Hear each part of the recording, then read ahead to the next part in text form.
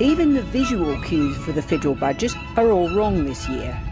Canberra is in its finest spring fettle just now, a world away from the usual wintry images of a foggy national capital, heavy coats and huddled journalists standing in the cold.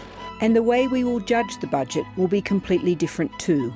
Treasurer, you just told the Parliament that the budget is back in the black. It's not, it's still in the red. It's actually a $7.1 billion surplus for 2019-2020. It might not happen. No, it will happen. The whole premature back in black rhetoric of last year's budget and the political bickering that followed seems a world away.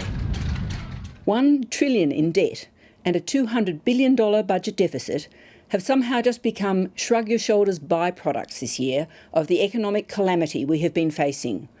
All those years of debt and deficit angst gone in an instant. Instead, the crucial test for this year's budget will be whether it reassures a traumatised economy, the consumers, the businesses, the investors, that it is safe to come out and take a chance in the next 6 months. The usual elements of a budget to stimulate activity will certainly be there.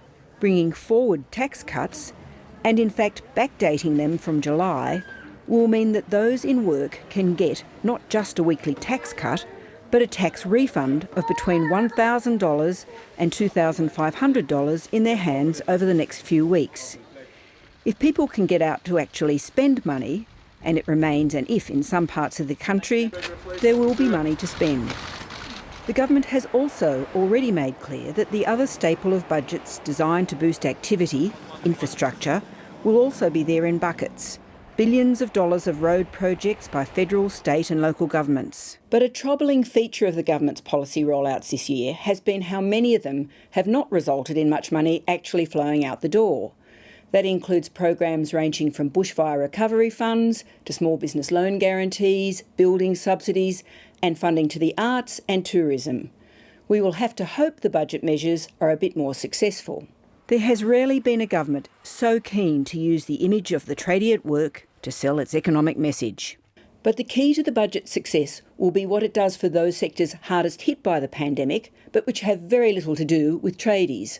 Hospitality, arts, entertainment. These have all been brought to their knees by economic lockdown and social distancing.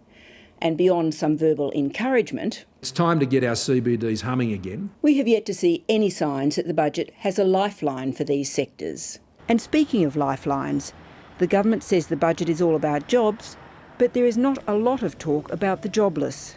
A new wage subsidy in the budget, paying 50% of the pay of 100,000 new apprentices, will obscure the fact that hundreds of thousands of people will move from being technically employed on JobKeeper to being unemployed. However, analysts already argue many of these positions may be taken as traineeships in places like fast food outlets, boosting job numbers but offering only limited training.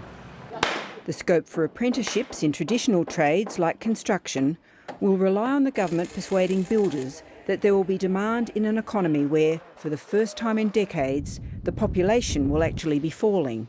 The debt and deficit rhetoric might have gone, but the coalition gospel of lower taxes rather than spending taxpayers' money is in play.